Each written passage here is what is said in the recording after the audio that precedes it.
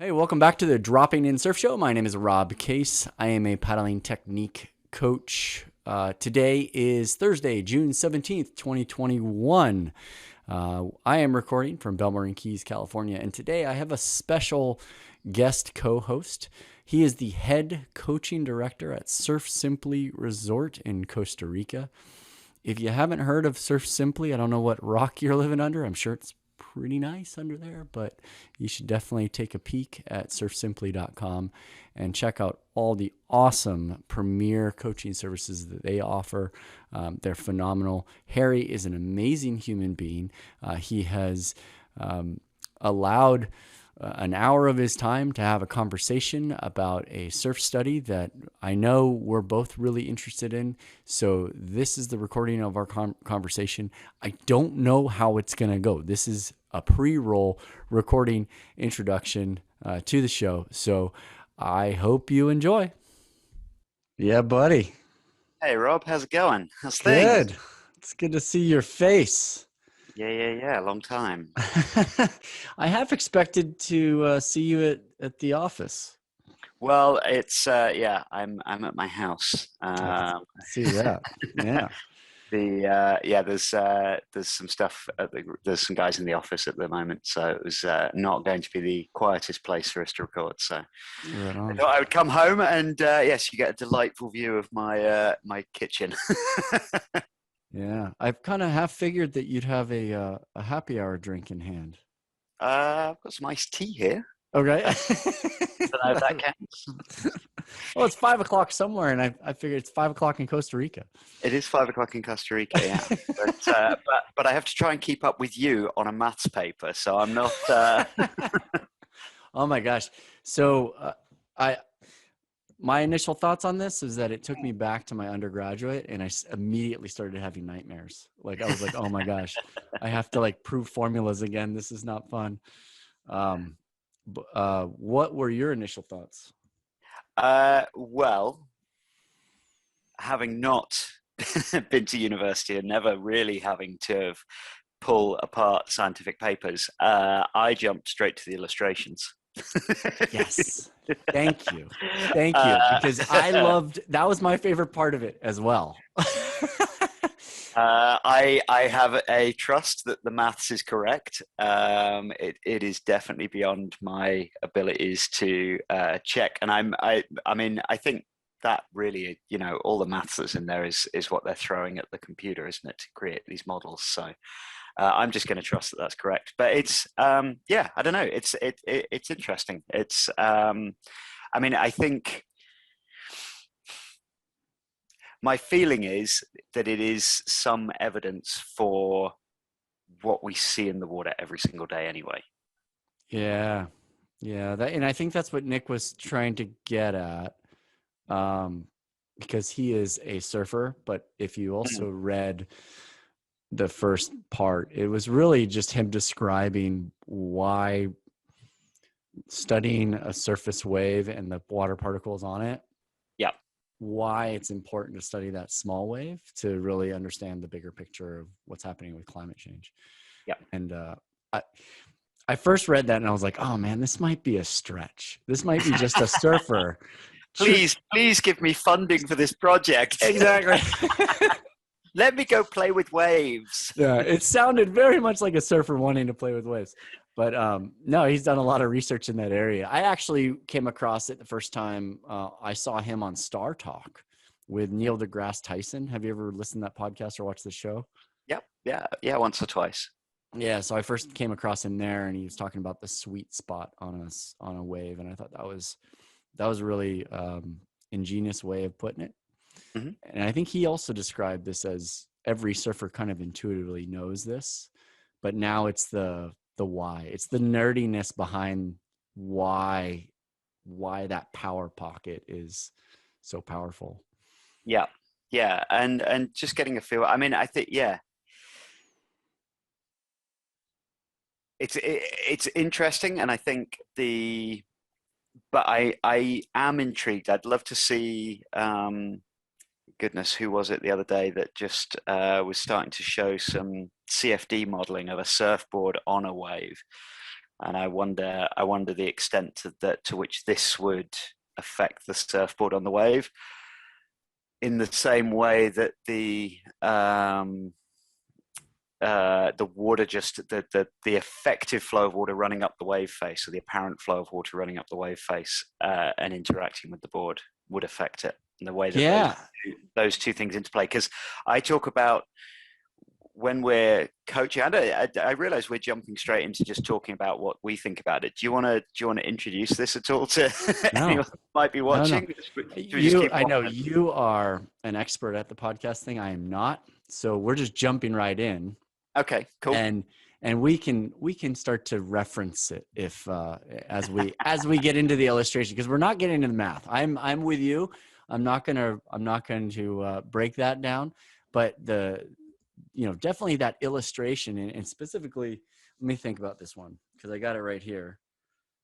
We're talking about Surfing Surface Gravity Waves by Nick Pizzo from Scripps Institute of Oceanography, for those of you guys that are wondering.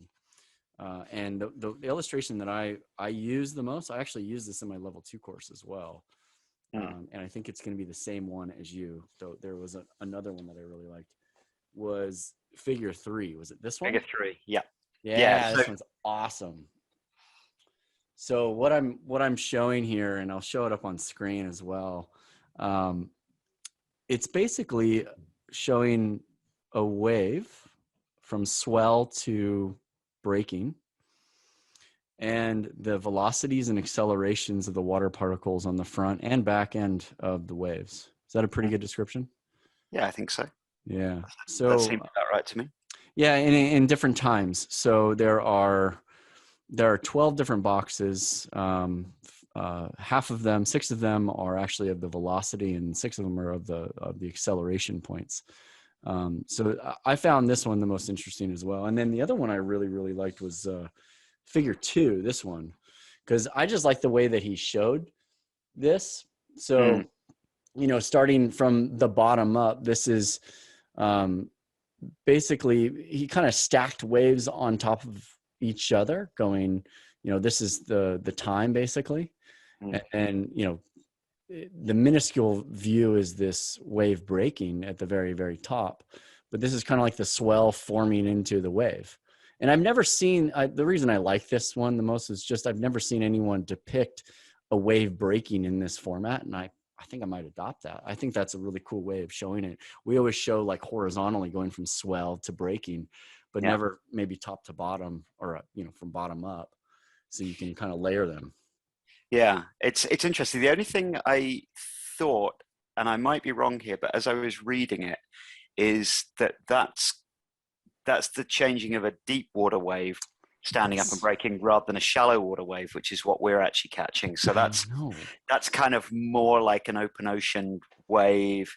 But then the thing that I'm not quite sure is how they're forcing. I assume they're just forcing that to break through wavelength, compressing the wavelength. Yeah, that bugged me as well. The Stokes wave, which is the deep water wave, and the way they described it in the conclusion, they wrapped it up really quick. They're like, "Oh yeah, this is a deep water Stokes wave, but it works the same." And I was like, "Really?" I mean, I guess it does kind of work the same. It's the waves tipping over for the same reasons, more or less. But my understanding, having not studied this in any way academically, but your shallow water wave is almost always going to break because it's being slowed down by shallow water, and that circular rolling motion is being bunched up and pushed out of the water. Whereas when you've got a deep water wave, it's more likely to break because the height, what is it? It's like a 7-to-1 ratio, height to wavelength. And that will eventually cause the crest to break, which is what you see out in the ocean when you're getting whitecaps, is that the waves grow beyond a point that their wavelength base can support them, and you get that capping at the top of them. And that figure 2 illustration looks like that to me. That looks like an open ocean wave white capping, rather than a shallow water wave standing up and pitching over top to bottom, which is more what figure 3 seems to show. Just the angles of the wave slope and stuff. Mm-hmm. But yeah, I didn't see a full illustration of that, or a full explanation of which one they were talking about with that. But it's the principle remains the same. Yeah, and I think that's what they were trying to get at from a math point of view, is that they have a mathematical formula for the Stokes wave and have that John equation that they referenced. So this would be great if we got Nick to actually come and explain all this to us. That would probably be more efficient, but I have tried, man. Maybe with your clout, you can touch base with Nick and be like, "Hey, bro, come on." I don't know. We haven't the podcast all the way through COVID. The podcast really taken a sidetrack. We've just been we put a bunch of YouTube content out, but I know the YouTube actually... stuff is awesome, by the way. Oh, thank you. Yeah, that was very much team effort. It was good fun. Yeah, it's amazing, and that for sure wouldn't say took the place of the podcast, but filled that gap that we were all missing. Oh, well, that's very kind. Yeah. Thank you. Yeah, no, but we should get going again with the podcast. Yeah, for sure. One thing I was looking at is figure 5. Figure 5, the time is a little bit further along, 9.79 units. Not sure if that's seconds, but that wave right there almost looks like you said, all the ones in figure 3 looked like a deep ocean wave, and then that one almost looks like a gravity wave, shallow water wave. But at any rate, we should probably describe what the conclusion was. We haven't talked about that yet. Yeah, that might be sensible. Well, yeah, I mean, to my mind, like I said, I think that they obviously are drawing a bunch of, like you say, conclusions that then are relating to water transport within the surf zone and things like that. There is a little element of what we can do in terms of surfing and how it might be useful, but yeah. Well, let's describe. So figure 3, and I'll throw this up on the screen for people that are watching this on YouTube. But I'll just describe these 12 frames. It's really 6 frames. One is the velocity at early time frame. 0.25 is the unit for T.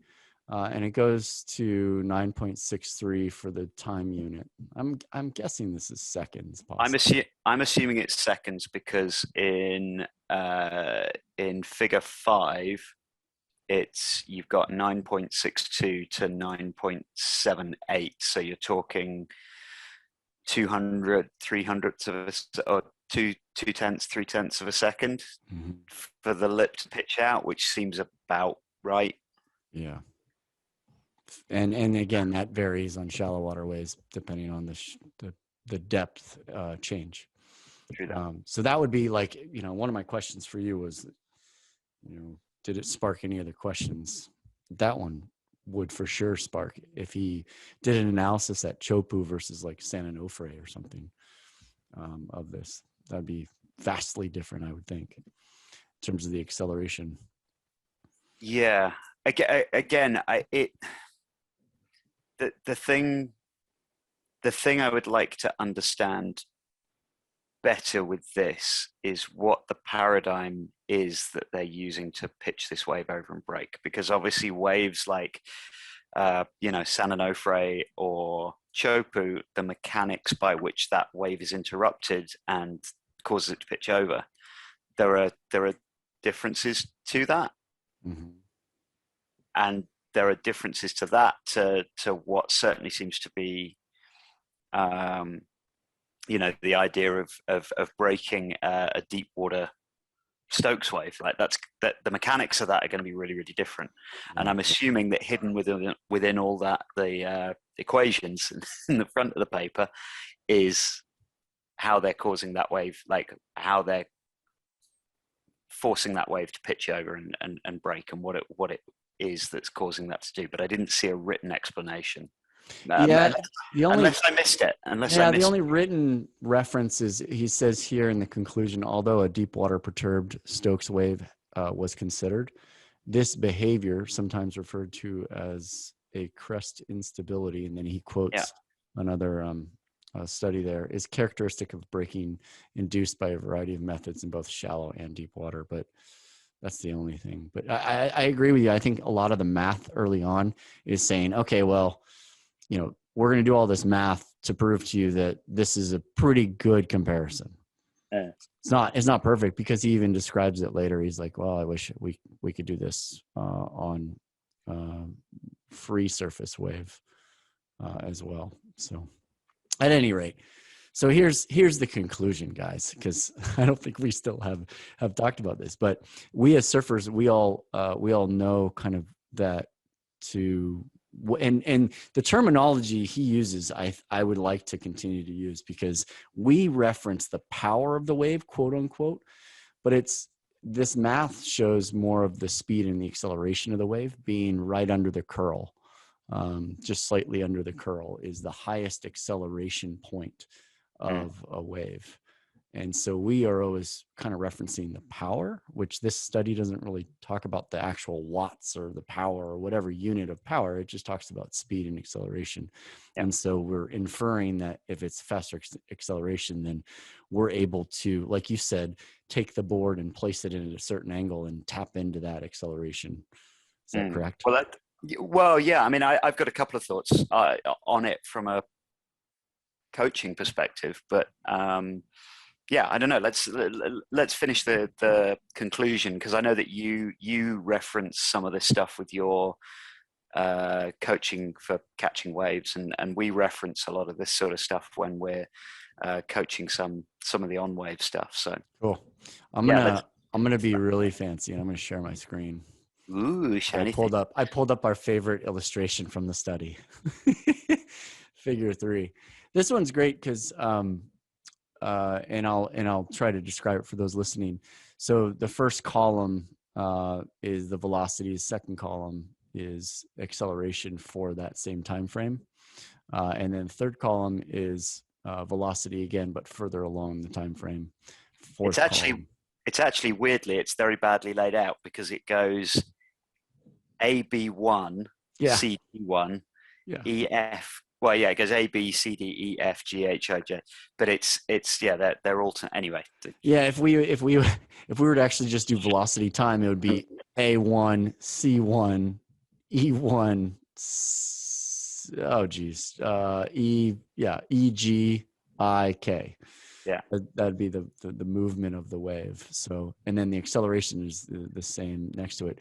But what I use it for is, if we were to look at because I'm referencing when is the most optimal time to add what I teach is a 3-stroke power, 3 power strokes to get to go from displacement to planing. We call them the turbo paddles, but yeah, there you go, the turbo paddles. Very much the same as same principle. Yeah. So when is kind of optimal, and working kind of backwards, when it's not optimal is when that wave is accelerating the very most. So if we go down to say L, which is where the wave is progressed the most, you can see that the velocity is highest right at the top, and then acceleration is just under that curl. That's the worst time to do it, because that wave is progressing and accelerating so rapidly at that point. So that front curve and that front ramp is changing so quickly that, hey, you're going down that wave no matter what, whether you paddle or not. And so working kind of backwards, we'll see at the very beginning, you can see that the speed of the wave is fairly strong, but the acceleration is very light, meaning that the acceleration of those water particles moving into that next phase is pretty low.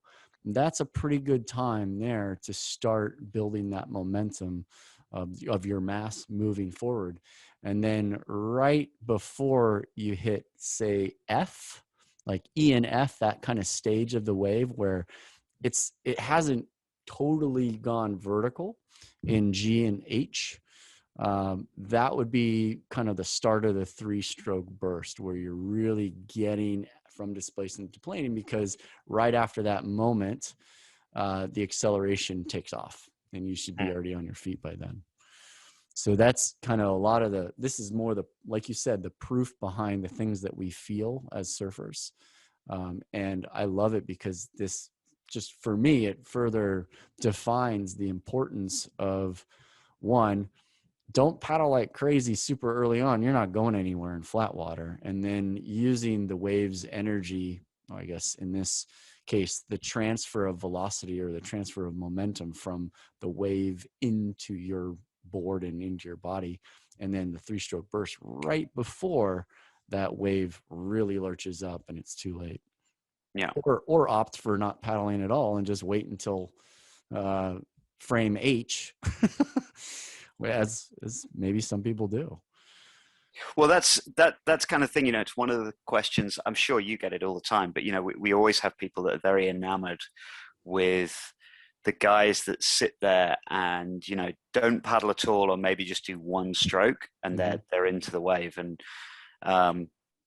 we're always at pains to point out that number one, you haven't seen the number of paddles that it took them to get into that perfect spot. They didn't paddle to get into the wave, but actually they paddled 20 paddles from sitting over there to put themselves in that absolutely perfect position.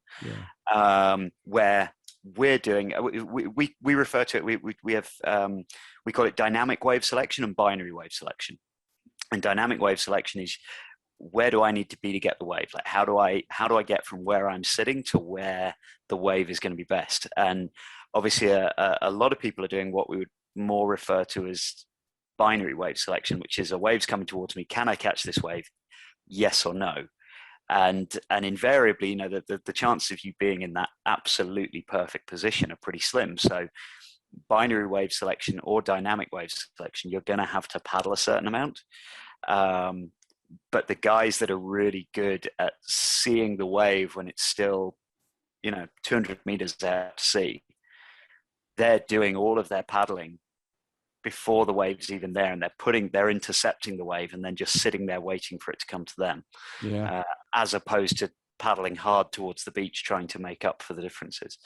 But the second thing is, you do have to, and actually this is something, and maybe your opinion differs to mine, but what I see when somebody's going into doing that very last minute, the last couple of strokes, is that very often, the wave really has stood up. And I'm looking at the time frames here, and I would think that actually the guys that really nail that, like, no paddle takeoff or that one paddle takeoff, I think they're often past H, and they're maybe tapping into some of that acceleration in like J or L, as that lip's standing up and as that lip's pitching out. And perhaps it's that, because they call it's like 4G of acceleration in the water particles. Yeah, that's crazy. In L, right? The largest acceleration. Right. And if you can be in the right place at the right time, and you've got the skill to nail the pop-up in that position, nobody's doing a no. This is going to be really confusing. And I was just looking to see if I've got, actually, give me 2 seconds. I'm just going to go and grab a hard drive really quickly, because I want to put an image on the screen, but it's on my hard drive, not on my computer. I'm going to set it up on this side. Nuts. No, I've left that hard drive at work. So let me do it the old school way, if that's okay. I am going to share a whiteboard, if that's all right. Yep. And I will draw it old school style. Do it. I love this. So sorry for anyone watching this or listening. Do you put this out as a podcast or just as YouTube? No, both.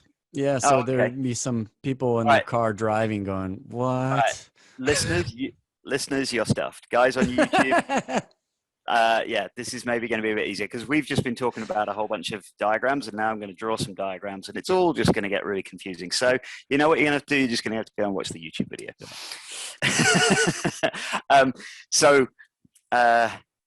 Yes, I guess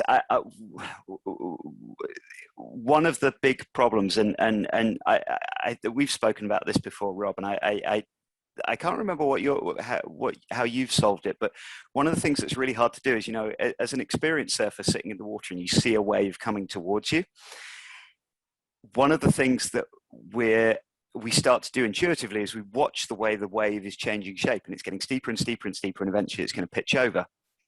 And if you ask someone what it is that they're looking at as they're watching that wave come in and stand up and get steeper and steeper and steeper, it's really hard to say.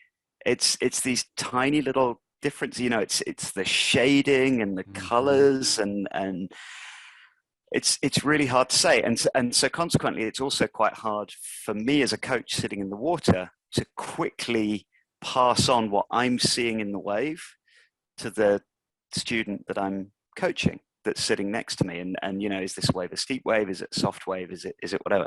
So we've kind of devised this system. So if every single wave, you won't like this because we stack it the other way, but we stack the waves one on top of the other. And we say that every wave comes in and it starts off super, super soft, but then it's going to stand up and it's going to get a little bit, this is where I'm trying to draw with a mouse, and this is going to go horribly wrong. I love it. Right. Good. You're stacking them. Are the waves coming toward us on the wave? No. So sorry. The waves are traveling in this direction here. Okay. Got it. There we go. I am not an artist, ladies and gentlemen, and so I'm just going to apologize in advance for this. But so the waves come in, and the waves then get a little bit.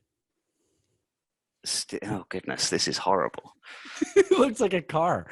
You know what? Right. Okay, forget that. That is a terrible idea. That's all going horribly wrong. No, okay. It was a lot of fun though. Hugely fun. Okay, so let's go back to. I will just refer. No, that's okay. Let's just go back to this number 3. So as the wave comes in, we call, I guess, this wave an A. The wave that's right at the start, we call it an A. The waves then come in. As it gets steeper and steeper and steeper, we refer to the ideal wave to catch as C. Okay. The waves go A, B, C, D, E, F as they stand up steeper and steeper and steeper, but they don't align with with this diagram very well. Right. So this is an A. It's to the listeners, this is just a swell. It's like a kind of a steep swell. Yeah. So an A is just going to be a really soft wave that there's no way you can catch it. A C is going to be that perfect wave where you just paddle in. It's not super hard to paddle and catch the wave. It's also not super steep. You just paddle in, get your feet, glide down the front of it. Fantastic. So B is catchable, but B is soft. So you have to trade speed for the steepness of the wave. You've got to paddle faster to catch the wave when it's softer. Yeah, I describe that as you just need to do more work. There you go. Yeah. Or buy a jet ski. But so a D is also catchable, but D is where we're pushing in, and the wave's now pretty steep. Yeah.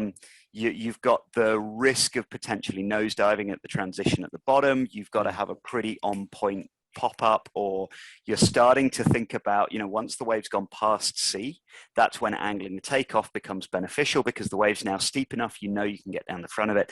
So now maybe we need to think more about getting down the line than getting into the wave. Yeah. And then E would more or less, what we call an E wave, would probably equate with I or K in this diagram, where that lip's now starting to pitch out. Mm-hmm.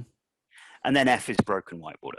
That was easy, wasn't it? Why did I think I needed to draw that? That's fine. Anyway, so yeah. But when people are doing that glide in, the zero paddle, just kind of popping the board and in, invariably the wave has to be at least a D. And normally, in my experience, people are taking off in an E, what we would call an E wave, where it really is, it's standing up and pitching, and they're taking off under the lip of the wave. Yeah, it's cupping.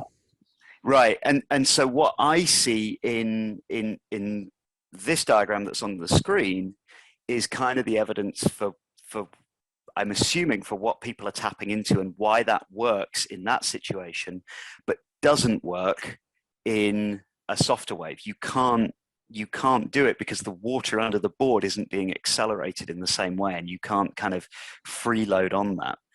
I don't know how that pairs with the way you're teaching it. Yeah, it's actually quite similar, and I would describe your A through E as just the rate of change, and that's what we're talking about here, which is acceleration of the wave changing. Yeah. And so, you're right. And how do we teach that to people in the water?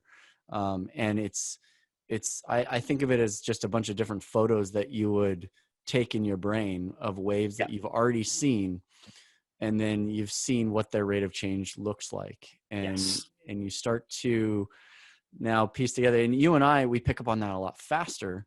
Locals will pick up on it even faster than we would if they're surfing the same spot over and over again. And so it's incredibly difficult. But I completely agree that looking at L in figure 3, which is, it's basically past 90 degrees. That's where the acceleration is nearly 4G at that time frame. That acceleration just under the curve. That is what I see Kelly Slater and September Sessions dropping into that almondy shaped wave. Yeah, with no paddles with at no all. paddle. Yeah. And it was beautiful takeoff. I'll have to try to find that clip and throw it in, because that was him tapping into the acceleration. Now, if the acceleration was even faster, and this is where the bottom contours would play a big role in this, because there are some ways where you just can't do that. There's just not enough time for you to get up to your feet, even the pros, to get up to your feet and set a rail. Like, I'm thinking North Point, where John and Jack Robbo were all surfing that and we're getting thrown and getting pitched. The rate of change for those waves, based on the bottom contours and the changing of that, it was just too quick. It was just too quick for that whole process. But again, this kind of, I hate to call this rudimentary. Nick is going to kill me if I call it rudimentary, but this simple kind of example of how a wave breaks, right? Yeah, a simplified version. Yeah, exactly. So there's a lot of variations, and that's where I think you and I could totally nerd out and with Nick and be like, all right, can we do this? Can we do that? Can we make this wave? Because there's probably, an infinite number of iterations. There is an infinite enough because every wave is different, but that is where it's difficult to teach and say, hey, listen, in this scenario, you don't need to take any paddles, but it lowers the likelihood that you're going to make it. And that's my main message is, hey guys, there's a sequence I teach. It gives you the highest likelihood of making it. You're going to see lots of surfers not doing that. You're going to see lots of surfers waiting until the last minute, but the likelihood of them making it all the time, it's a little bit lower.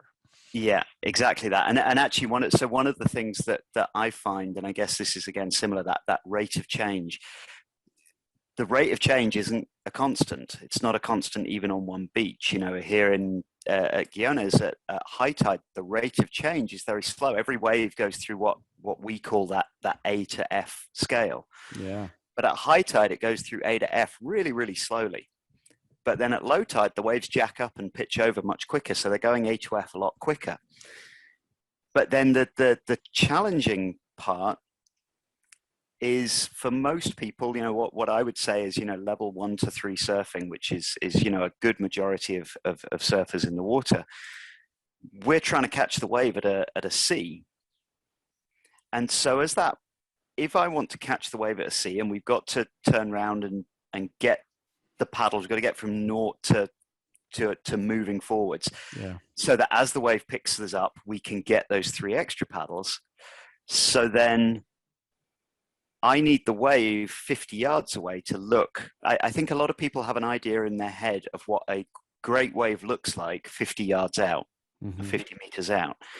And I think what I see a lot of people not doing is adapting and changing that. If they learn to surf at a certain beach and they tend to only surf high tide or low tide, they know what a good wave looks like. And then they go to a different beach, or it becomes low tide, and they're still paddling for the same waves and either getting run over by a wave that's standing up and breaking on their back, or paddling like crazy and not getting down the front of the wave because the rate of change is different. Yeah. And again, I think, not to say that this is simple math, because the maths is incredibly complicated, but it's a simplified model. It's had all of those, and all science at the end of the day has to allow for the random variations and or wow, goodness, what's the word I'm looking for? End of a long day. Um, I planned it that way. Yeah, yeah, right. You have to control for certain factors. You can't take every single factor that's going to affect a breaking wave, and then I mean you could do, but you'd break most supercomputers trying to calculate that, and so you've got to just. All right, we'll just control for that. We'll just move that out of the way. We won't worry about that. We won't worry about that. Let's just pare it down to the most basic, simplified version of reality that we can. Let's see if it holds true, and now we can start adding in variations and see what happens. So, man, even experienced surfers like us will get stuck in that fixed mindset from time to time where you surf the day before and you find this little sandbar and it's so fun, and then you go out there the next morning thinking it's going to be the same, and first wave you mess up on, you're like, no, it's changed already.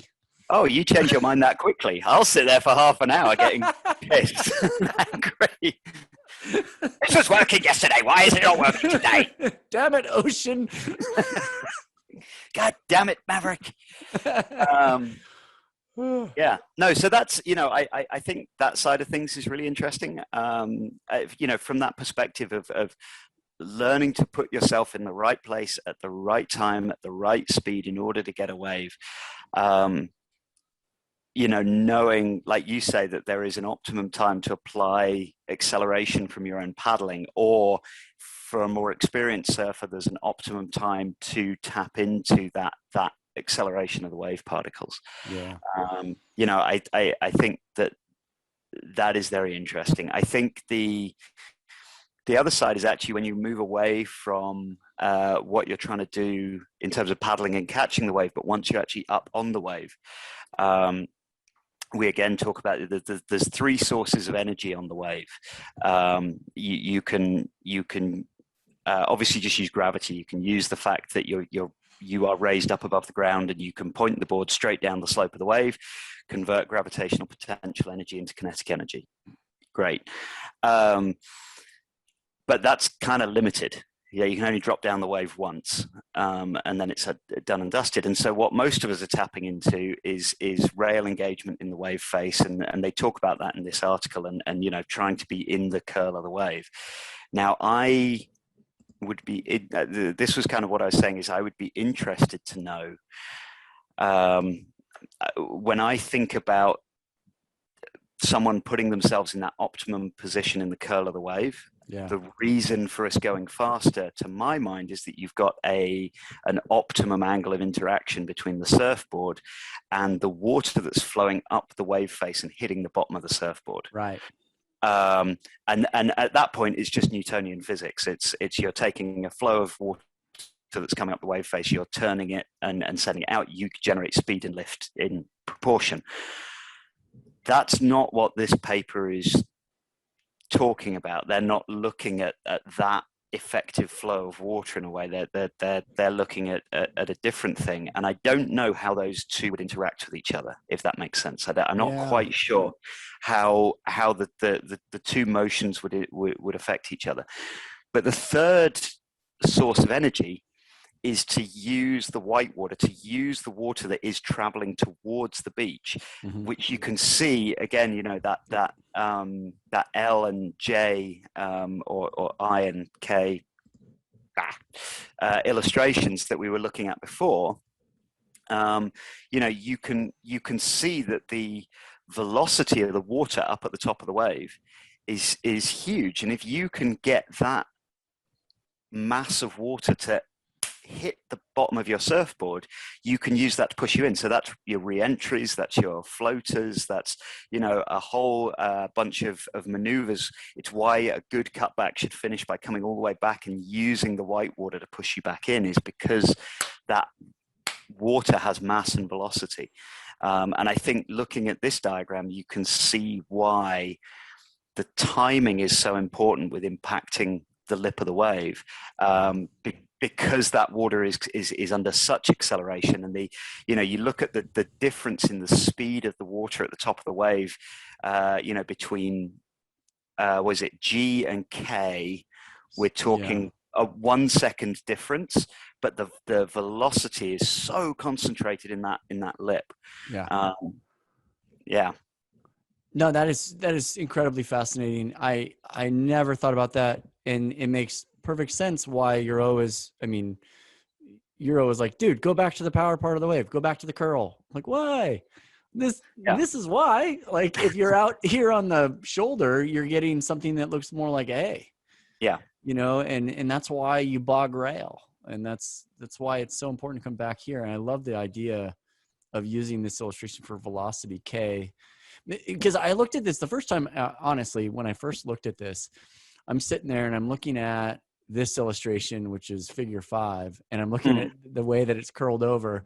And I'm, as a surfer, I'm picturing myself inside this barrel, and I'm not that high on the wave. There's no way I'm that high on the wave. My rail is not engaged all the, like, it's basically there's a little circle here that's showing the highest acceleration point of this wave. And I'm sitting there going, if I'm in this barrel, I'm somewhere kind of near the bottom of this here. But again, I think if you think about the mechanics there, the reason that black dot is suffering acceleration is that's the water that is accelerating into the lip. Like you don't want to be in going that this place. direction. Yeah, that's the fastest acceleration. That's moving from this point in time, 9.62 to 9.79. Yeah, Gosh, you don't want to be in that position Yeah. at that point, because that's you getting pitched over the lip. Yeah. And I mean, possibly it's a good illustration of why you don't want to get that high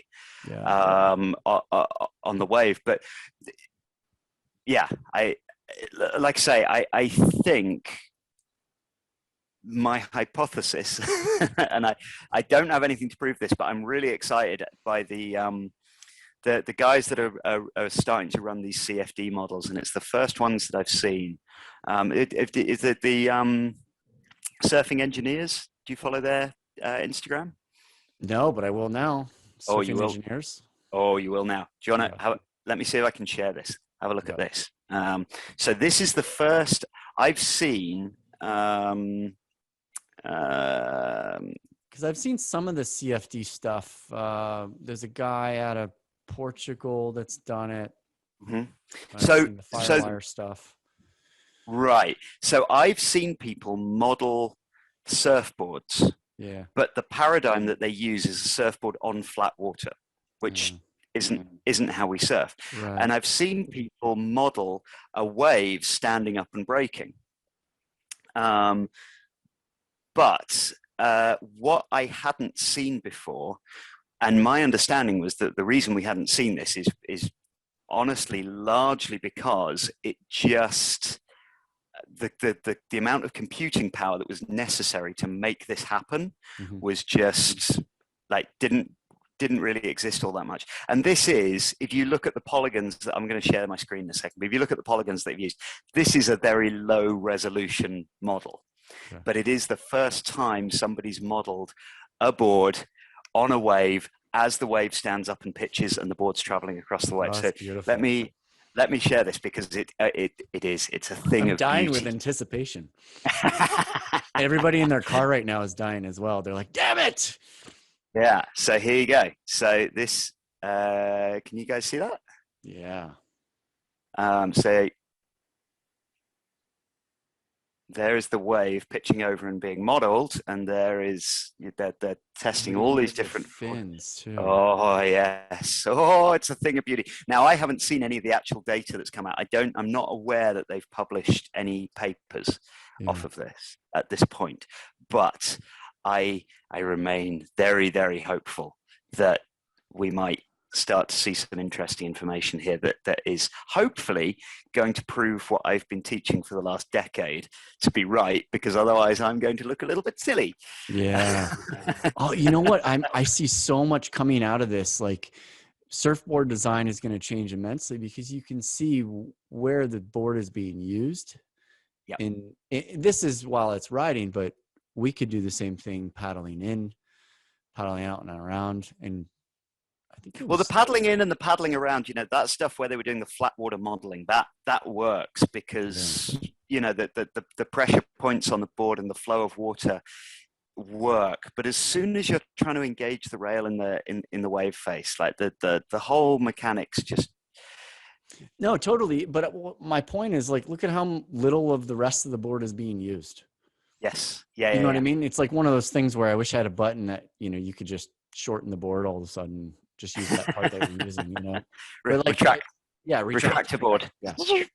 Yeah. Like the old knee boards, retract the fins. Yeah. Remember those? No. Those were classic. There was like a little rod in the middle and you can go fins down, fins up, fins down. Oh, right. On a knee board. Oh, that sounds amazing. Maybe it's just a boat thing. It was a skiing thing. Yeah. There we go. There's our prototype, Harry. Yeah, I like it. Yeah. Anyway, that's fascinating. I will definitely be following them. Yeah. I feel like, well, yeah, like I say, I feel like that, again, it's introducing more complicated paradigms where we're talking about, again, I don't know what paradigm they're using for making that wave pitch over and break, and I don't know what the movements of the water are and what the board is doing on the wave and blah, blah, blah, blah, blah. But that's the most accurate CFD modeling I've seen of the scenario within which we use a surfboard. And if that's now possible, when I'm very aware that 5 or 6 years ago that wasn't something that anyone had. Nobody had access to a computer that could run that kind of complicated thing to create that. And so if these guys are now have access to that sort of computing power, then that makes me excited. Yeah, and that was just the board trimming. It wasn't even going through a turn. Well, that was the fact. Did you ever read? God, what was it? It must have been about 10 years ago now or so, but maybe longer.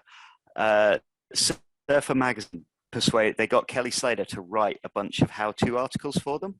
No, I don't think. And I think he wrote.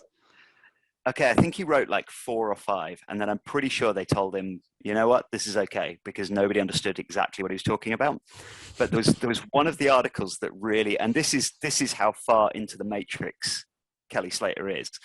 But he talked about how he likes to visualize when he's visualizing a wave. He doesn't visualize it as a smooth curve of a breaking wave, but more of it was like an 8-bit computer, and it's a series of like flat panels. Oh my gosh. That make this. That's exactly how I describe it. Right. And then what he says is, in order to surf efficiently, you either want the board flat to the flat panel for planing, okay, or you want the rail at 90 degrees for most efficient traction. And anything between that 90 degrees and flat is inefficiency. And so when he's looking along the line of a wave, like that's how he likes to visualize it, as this series of flat panels. And then he's thinking about, am I either 90 degrees on rail to that flat panel of the wave, right, or I'm flat to it to plane out. And yeah, how he does that in real time, I have no idea, but it's actually a very useful way of thinking about how the wave works.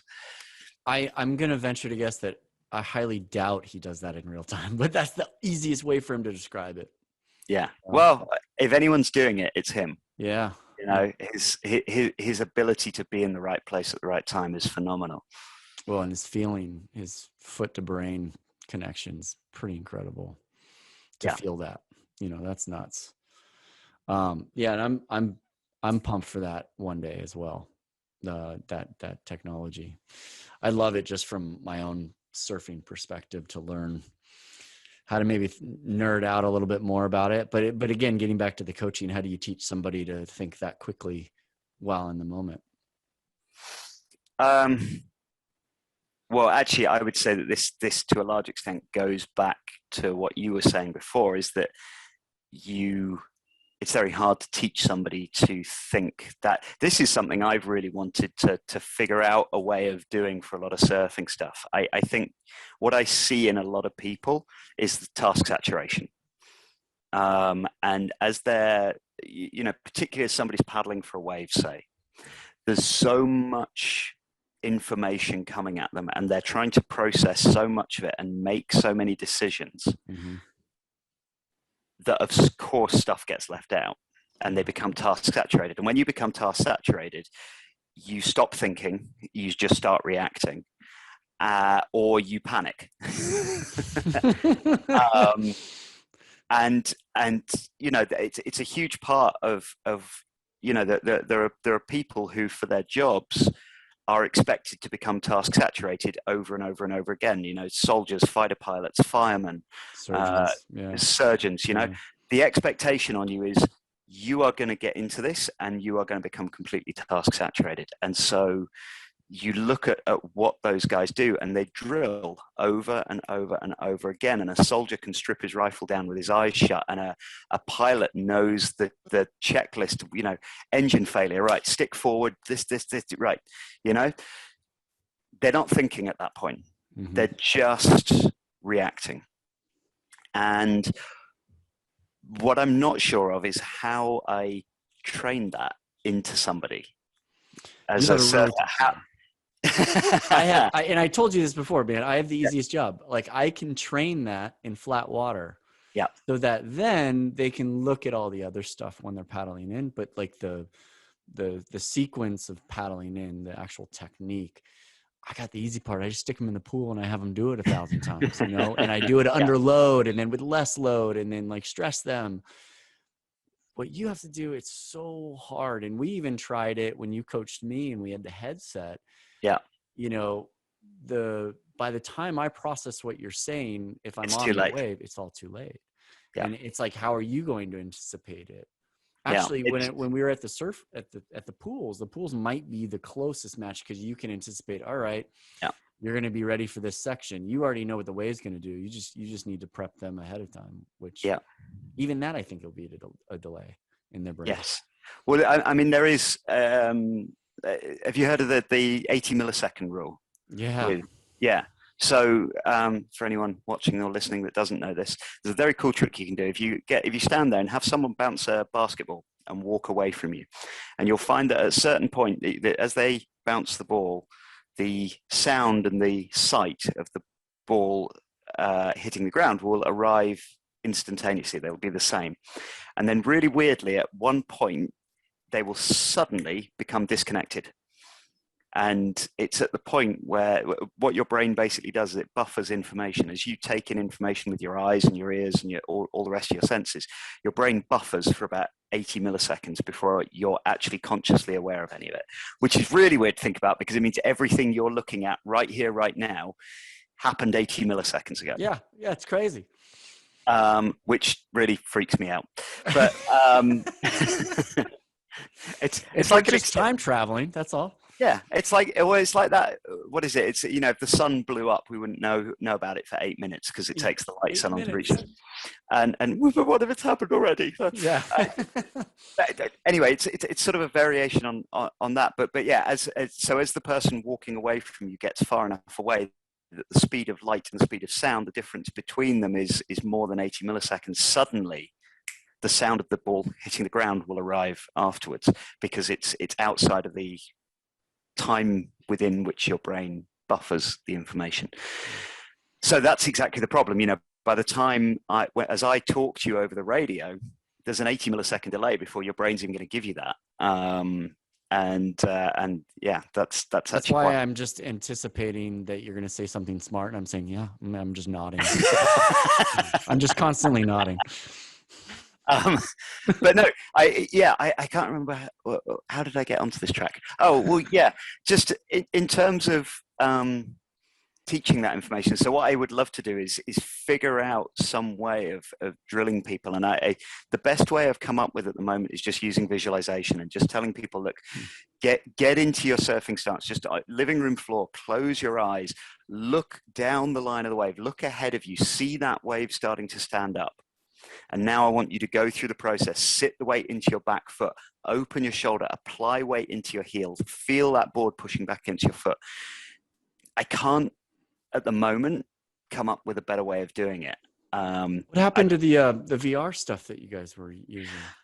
So there are two hang-ups that I've had with the VR stuff. One was, well, okay, the first one was that the cameras that I had were a bit clunky. Taking them out into the water wasn't great. They were in a housing, which meant you got lots of water spots all over them, blah, blah, blah, blah, blah.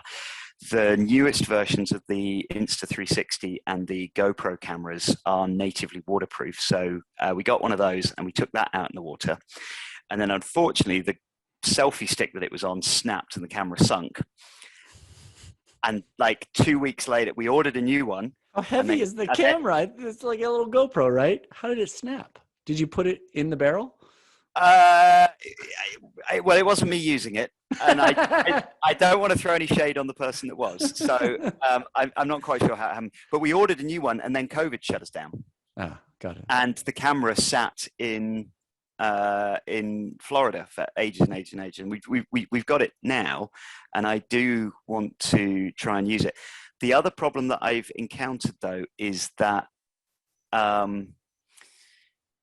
when you're looking along the wave, you know, what I try to encourage people to do is to look about 20 yards, meters ahead of you down the line, because again, you know, it's like braking distances with a car. You know, you need to be looking that far ahead, because by the time you've waited 80 milliseconds to become aware of it, and then seen it, and then processed it, and then start reacting to it, you're already there.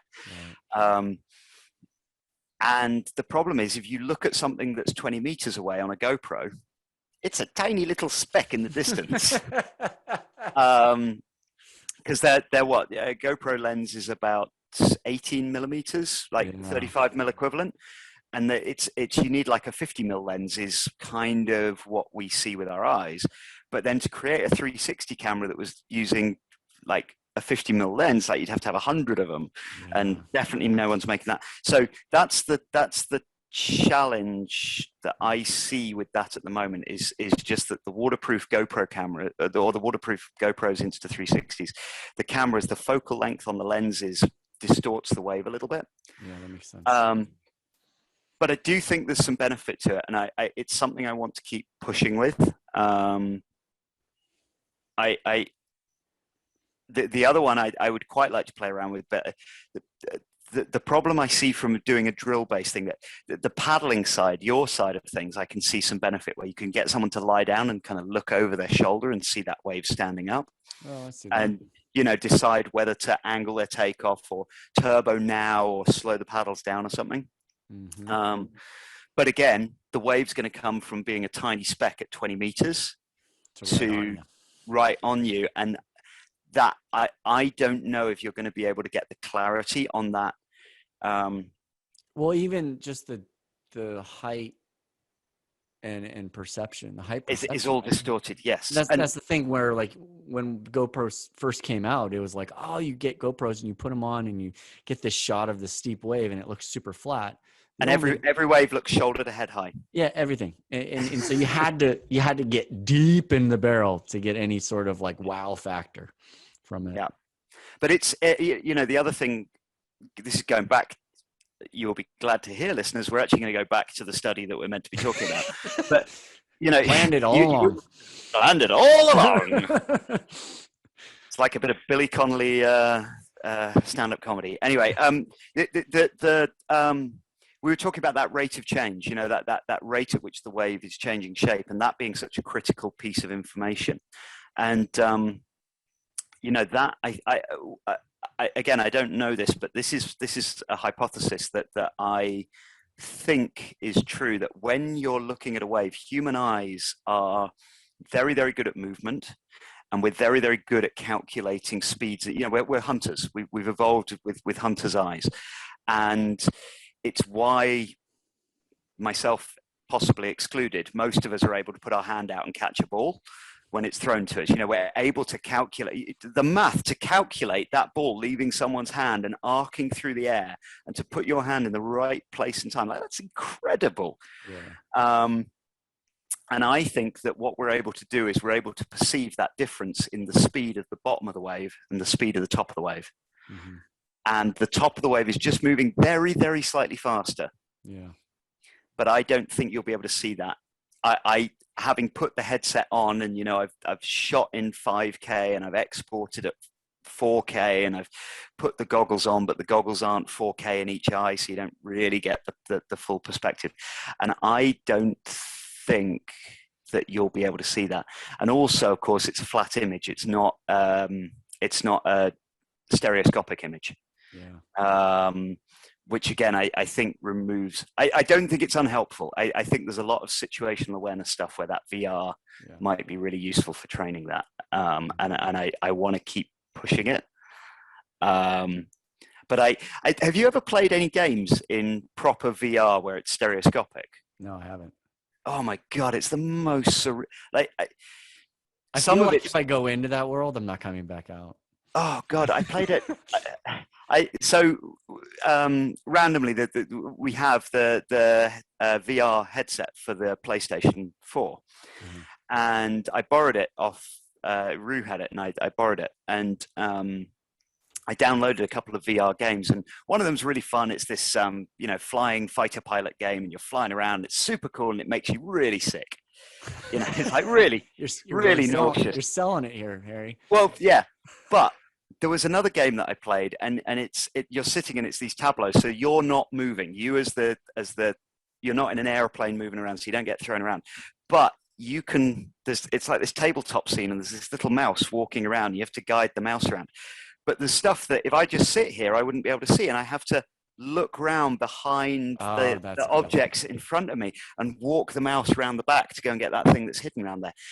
And it is, you don't realize, we sit watching television and playing games and experiencing the world with this flat image. And I think you don't realize how much you miss about the world until you suddenly have an experience like that where it's suddenly stereoscopic and it's like, this is amazing.